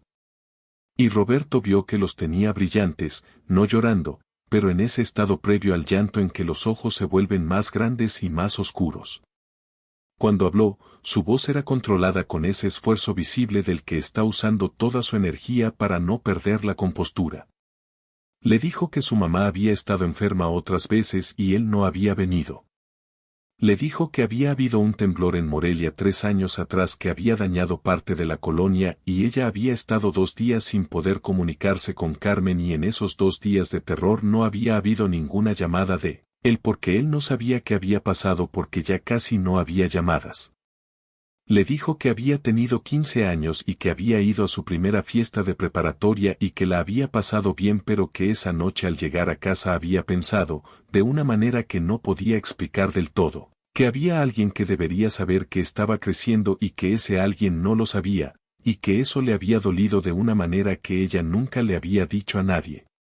Ni a su mamá. Ni a Aurelio. Lo había guardado, dijo, como se guardan las cosas que duelen más cuando las nombras que cuando las silencias. Roberto la escuchó sin interrumpirla. No intentó defenderse ni explicar ni justificar ninguna de las cosas que ella le decía, porque no había defensa ni justificación posible y él lo sabía y que él lo supiera era la única cosa que Valeria necesitaba confirmar antes de poder seguir. Cuando ella terminó, Roberto asintió. Le dijo que todo lo que acababa de decirle era verdad. Le dijo que el dolor que ella describía era real y que era suyo, que nadie tenía derecho de pedirle que lo soltara antes de que ella estuviera lista, si es que alguna vez estaba lista. Le dijo que él no venía a borrar nada sino a estar presente en lo que quedaba, si ella se lo permitía, no porque lo mereciera sino porque todavía la quería con la misma fuerza con que la había querido en esa madrugada de 5 semanas en que la había cargado en círculos hasta que se dormía y él también. Fue esa imagen la que rompió algo en Valeria. Roberto no supo exactamente por qué, no sabía que esa imagen tenía ese poder, pero la vio en la cara de su hija, vio el momento exacto en que algo se movió detrás de los ojos. Quizás era porque era una imagen de antes de todo, de antes de la distancia y del silencio y de los años que se fueron. Quizás era porque era la única imagen que Valeria no tenía de su propio padre, la única que no podía buscar en una fotografía ni en un mensaje de texto, la única que existía solo porque él se la estaba dando ahora. Valeria parpadeó. Miró hacia la ventana un momento. Luego volvió a mirarlo. Y le preguntó, con una voz que era mucho más pequeña que la voz con que había hablado hasta ese momento, con una voz que de pronto sonaba más a la de una niña que a la de una mujer de 20 años, ¿me cargabas en círculos? Roberto le dijo que sí. Que en círculos, no de un lado al otro. Que si se detenía un segundo, ella lo sabía de inmediato. Valeria no dijo nada a eso. Bajó la vista. Roberto vio cómo le temblaba el labio inferior un momento, ese temblor pequeño y rápido que ocurre cuando el cuerpo está sintiendo algo que la voluntad todavía está intentando controlar. Y luego, sin que ninguno de los dos lo planificara ni lo dijera, Valeria se cubrió la cara con las manos y empezó a llorar. No el llanto controlado y silencioso de los adultos que tienen cuidado.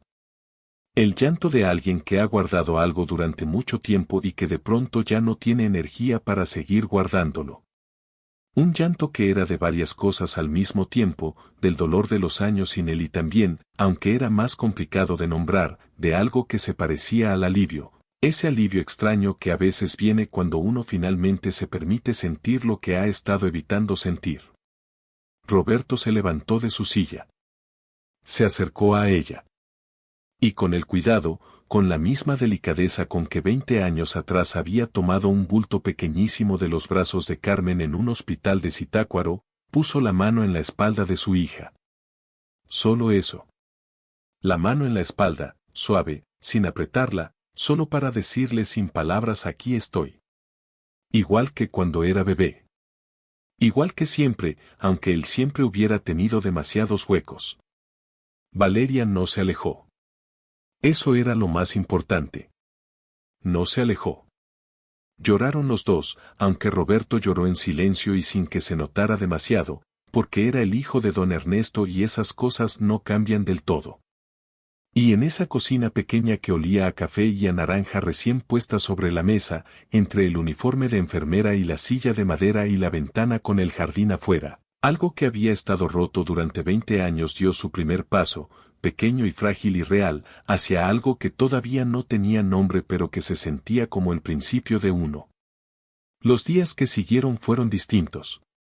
No mágicamente distintos, no de la manera en que ocurren las reconciliaciones en las películas donde un abrazo resuelve décadas de dolor y todo el mundo sale sonriendo hacia la luz.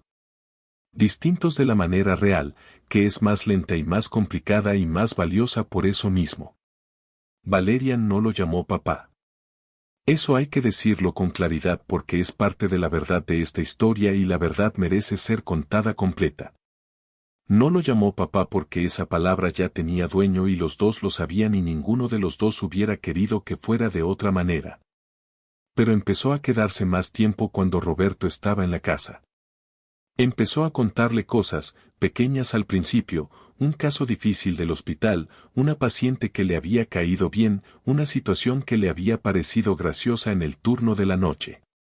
Roberto escuchaba con toda su atención, con esa capacidad de escuchar de verdad que había heredado de no saber exactamente quién y que era quizás su mejor cualidad, y le hacía preguntas que demostraban que había estado oyendo cada palabra, no esperando su turno sino genuinamente interesado. Y Valeria notaba eso. Lo notaba de la misma manera en que los seres humanos notamos siempre, aunque no lo digamos, cuando alguien nos está escuchando de verdad. Roberto ayudó con Carmen de maneras concretas. Acompañó a las citas médicas, tomó notas, habló con los doctores con esa mezcla de respeto y firmeza del que entiende que está tratando con algo importante y que no se va a conformar con respuestas vagas. Pagó algunos de los medicamentos que el seguro no cubría sin hacer ningún comentario sobre eso, sin convertirlo en un gesto que requiriera agradecimiento, simplemente lo hizo. Aurelio y él fueron encontrando, despacio y sin hablarlo directamente, una manera de coexistir que era funcional y que con el tiempo se fue volviendo algo más parecido al respeto mutuo. No eran amigos. Quizás nunca lo serían. Pero eran dos hombres que querían a las mismas mujeres de maneras diferentes y que habían decidido, sin decírselo el uno al otro, que ese amor compartido era más importante que cualquier incomodidad entre ellos. Hubo una noche, 3 semanas después de la llegada de Roberto, que se convirtió en el corazón verdadero de esta historia. Carmen había tenido un día particularmente difícil con el tratamiento, los efectos secundarios la habían dejado sin fuerzas y con náuseas, y Aurelio se había quedado con ella en el cuarto ayudándola. Valeria y Roberto estaban en la sala, sin planearlo, simplemente ahí porque los dos habían estado en la casa y la situación los había dejado juntos en ese espacio. La televisión estaba encendida pero nadie la estaba viendo. Valeria tenía las piernas recogidas debajo de ella en el sillón y Roberto estaba sentado en la silla de siempre, los dos con tazas de té que alguien había preparado en algún momento y que se habían ido enfriando sin que ninguno las tomara. Valeria le preguntó, sin mirarlo primero, mirando la televisión apagada en la práctica aunque encendida en la imagen, ¿por qué no volviste antes? No era una pregunta de acusación, era una pregunta de alguien que genuinamente quiere entender, que ha pensado en algo durante mucho tiempo y que finalmente se decide a preguntar porque el costo de no saber empieza a ser mayor que el costo de saber. Roberto pensó antes de responder. Pensó de verdad, no buscando la respuesta que sonara mejor sino la que fuera más exactamente cierta. Y luego le dijo la verdad, que era complicada y que no lo dejaba bien parado pero que era la única que tenía. Le dijo que al principio no había vuelto porque las razones económicas eran reales, porque el estatus migratorio era real, porque el proyecto de darle una vida mejor era real aunque con el tiempo se hubiera convertido también en una justificación conveniente. Pero que después, cuando esas razones se fueron resolviendo una por una y el regreso seguía sin ocurrir, había algo más que él mismo había tardado mucho en nombrarse. Le dijo que había tenido miedo.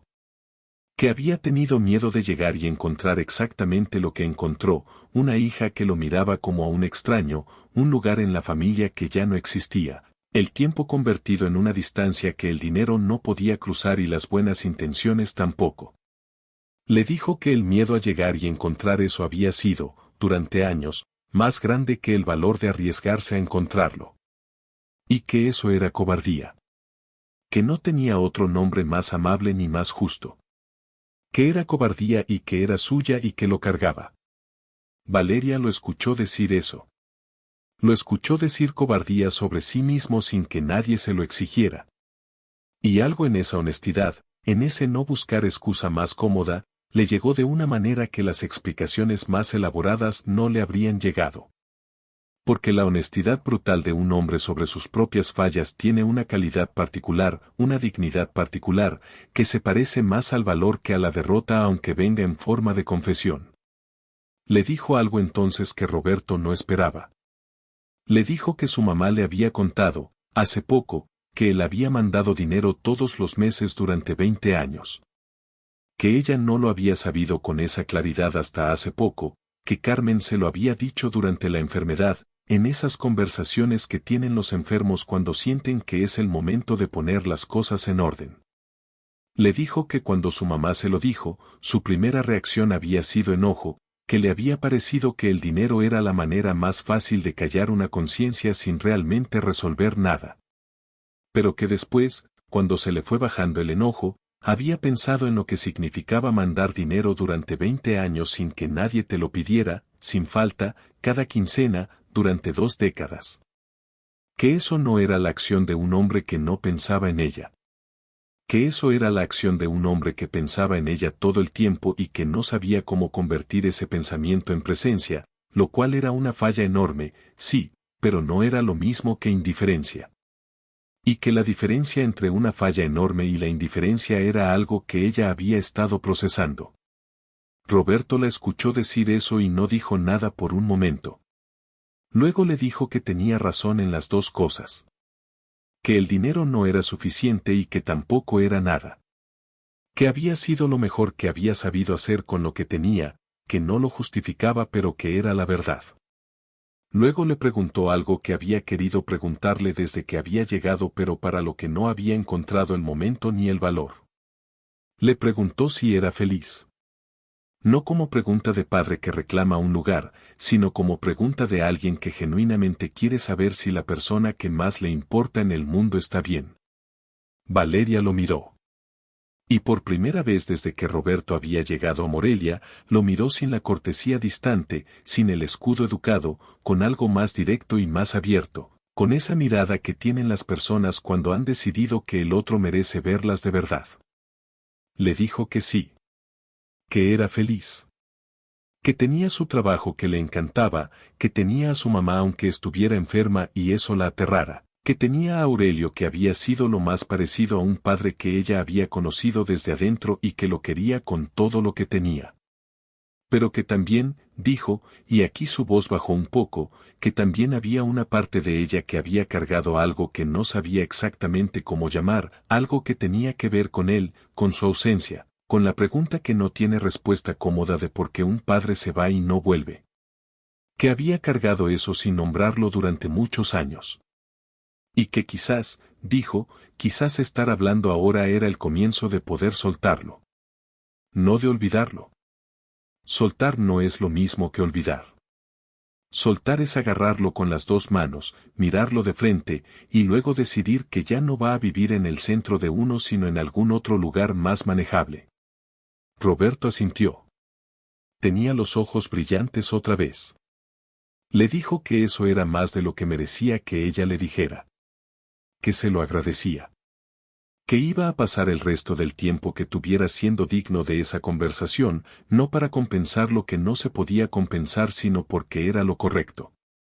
Porque Valeria merecía un padre, aunque llegara tarde y aunque el nombre de padre tuviera para ella otro rostro. Ella merecía también a este hombre que había cruzado 2000 kilómetros en un autobús para sentarse en esta silla y decirle la verdad sin adornos. Valeria no respondió nada a eso. Tomó su taza de té frío, le dio un sorbo, hizo una mueca porque estaba frío y dijo que iba a calentar agua. Se levantó. Fue a la cocina.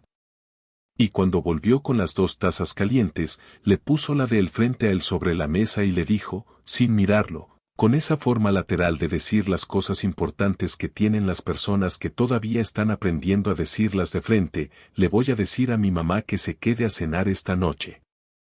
Si quieres quedarte. Si quieres quedarte. 4 palabras que no eran una declaración de amor ni un perdón formal ni la resolución de 20 años en un instante. Eran simplemente una puerta. Una puerta pequeña, entreabierta, que decía que había espacio si él quería pasar. Roberto dijo que sí quería quedarse. Que le encantaría quedarse. Esa cena fue la primera vez en 20 años que Roberto Gutiérrez comió en la misma mesa que su hija. Carmen estaba pálida pero de buen humor, con esa determinación de las mujeres que se niegan a que la enfermedad les quite más de lo que ya les ha quitado. Aurelio cocinó arroz y frijoles y unos chiles rellenos que olían a exactamente lo correcto, a esa comida que huele como hogar aunque no sea el hogar de uno. La conversación fue de cosas pequeñas, de cosas del trabajo de Valeria, de un vecino que había pintado su casa de un color que nadie aprobaba, de una historia de cuando Valeria era chica que Carmen contó y que hizo reír a todos, incluyendo a Roberto que no había estado ahí cuando ocurrió pero que se rió igual porque era graciosa y porque reírse junto a tu hija, aunque sea tarde, aunque sea por primera vez, es una de las cosas más sencillas y más profundas que existen. Roberto miró esa mesa a lo largo de la cena con la atención tranquila del que sabe que está viviendo algo que vale la pena guardar. Miró a Carmen que hablaba con los ojos animados a pesar del cansancio. Miró a Aurelio que le servía más agua sin que ella lo pidiera, ese gesto pequeño y automático de los que han aprendido a querer a alguien con la práctica de los años. Y miró a Valeria que en un momento dado se rió de algo y la risa le llegó de golpe, esa risa que Carmen le había descrito en cartas de hace 20 años, la risa que es imposible escuchar sin reírse uno también. La escuchó y se rió. Y Valeria lo miró reírle la gracia con una expresión que era, por primera vez, simplemente natural. No calculada. No cortés. Natural. Carmen murió 4 meses después. No en esta historia, no en este relato, sino en la realidad posible de lo que pasa cuando la enfermedad es seria y el tratamiento es largo y el cuerpo tiene sus propios tiempos que no consultan con nadie. Pero antes de eso, antes de que llegara ese momento que pertenece a otra historia y a otro dolor, Carmen tuvo 4 meses en que su hija y el padre de su hija estuvieron en la misma ciudad y en la misma mesa y en la misma conversación. Y Carmen, que era una mujer que había cargado sola durante muchos años y que merecía descansar de cargar, pudo cerrar los ojos en las noches de esos 4 meses sabiendo que Valeria no iba a estar completamente sola en el mundo. Que había alguien más. Que siempre había habido alguien más aunque hubiera estado demasiado lejos para verse.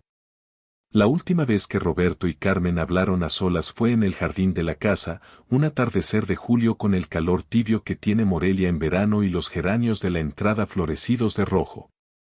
Carmen estaba en una silla de jardín envuelta en un rebozo azul y Roberto estaba sentado en el pasto junto a ella. Porque no había otra silla y porque sentarse en el pasto junto a alguien es una de las formas más antiguas y más verdaderas de acompañar. Hablaron de muchas cosas y de pocas cosas y hubo silencios que no necesitaban llenarse. Carmen le dijo en un momento, mirando los geranios, que no le guardaba rencor. Que había pasado mucho tiempo sin poder decirlo del todo pero que ahora podía. Roberto le dijo que eso era más generoso de lo que él merecía y que lo iba a cargar el resto de su vida de la mejor manera que sabía, que era honrando lo que le había dado. Carmen se rió suavemente. Le dijo que lo que le había dado era a Valeria y que Valeria ya se encargaba de honrarse sola, que eso era lo que hacían los hijos buenos, que no necesitaban que nadie los honrara por ellos. Roberto se quedó en Morelia. No volvió a Los Ángeles, o si volvió fue solo a cerrar lo que tenía que cerrar, a recoger lo que valía la pena recoger, a despedirse de una ciudad que le había dado mucho y que ya había cumplido su función. Rentó un taller pequeño en Morelia, en una calle tranquila con buen acceso de luz, y empezó a trabajar la madera de nuevo con las manos que nunca habían olvidado cómo. El olor del pino y del encino bajo el cepillo lo recibió como si nunca se hubiera ido, esa memoria que vive en las palmas y no en la cabeza. Puso una fotografía en el taller, en el estante junto a la sierra. Una fotografía que era nueva, que se habían tomado una noche de esos 4 meses, en la mesa de la cena, con el teléfono de Valeria y el brazo extendido. Carmen, Valeria, Roberto. Los 3 juntos, con los ojos bien abiertos porque la primera toma había salido con los ojos cerrados y Valeria había dicho hay que repetirla con esa firmeza de la que sabe lo que quiere. Los 3 juntos, con la mesa de la cena detrás y el olor de los chiles rellenos de Aurelio todavía en el aire. Una fotografía que era imperfecta e incompleta y real.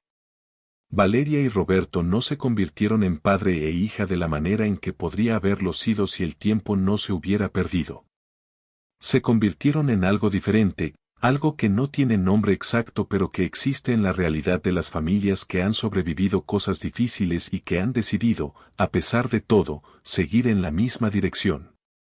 Se convirtieron en 2 personas que se llaman, que se encuentran a cenar los domingos cuando los horarios del hospital lo permiten, que a veces van juntos al mercado porque a Roberto le gusta y a Valeria le divierte verlo elegir la madera como si estuviera tomando la decisión más importante del mundo.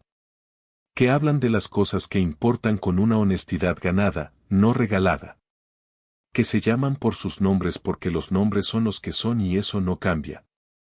Pero que en el gesto de aparecer, de seguir apareciendo, de no volver a desaparecer, han construido algo que no existía antes y que ahora existe y que le pertenece a los 2.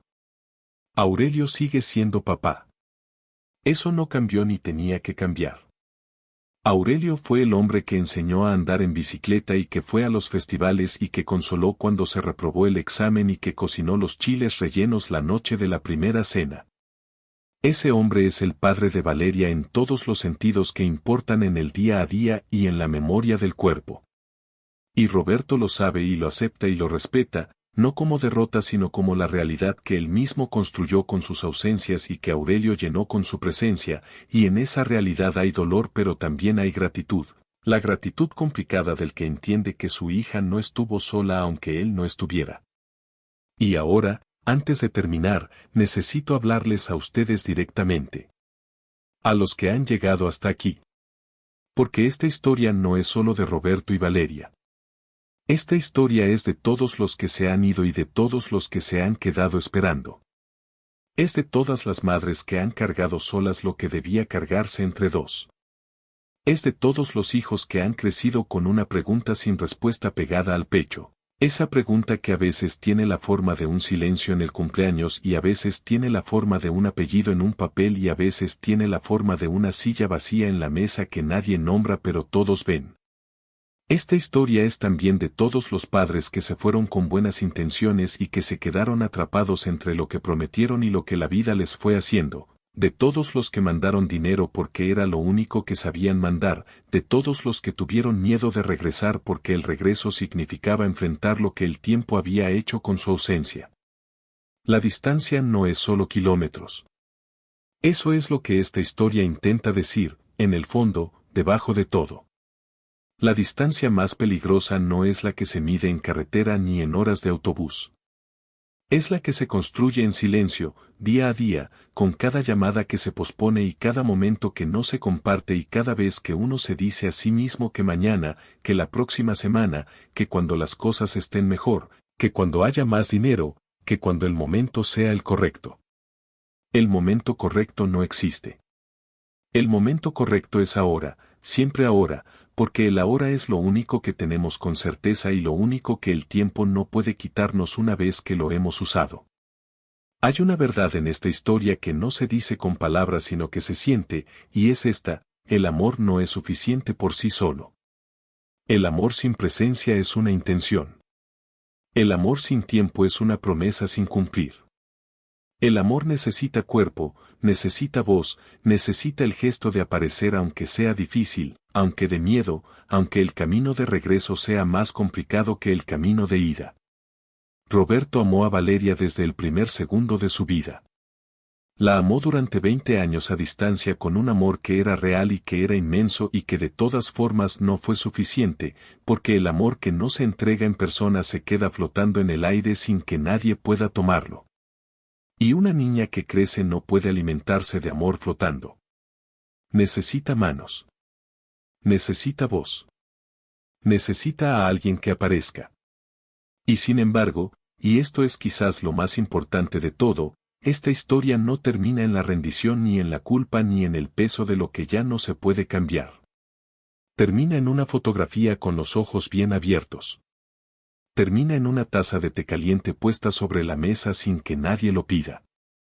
Termina en un taller con olor a pino y a encino donde un hombre trabaja la madera con manos que no han olvidado cómo, y en una llamada de teléfono que llega los domingos con más frecuencia de la que llegaba antes.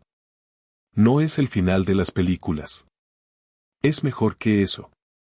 Es el final de la vida real, que no resuelve todo pero que avanza, que no borra lo que dolió pero que construye sobre ello, que no devuelve el tiempo pero que honra lo que queda.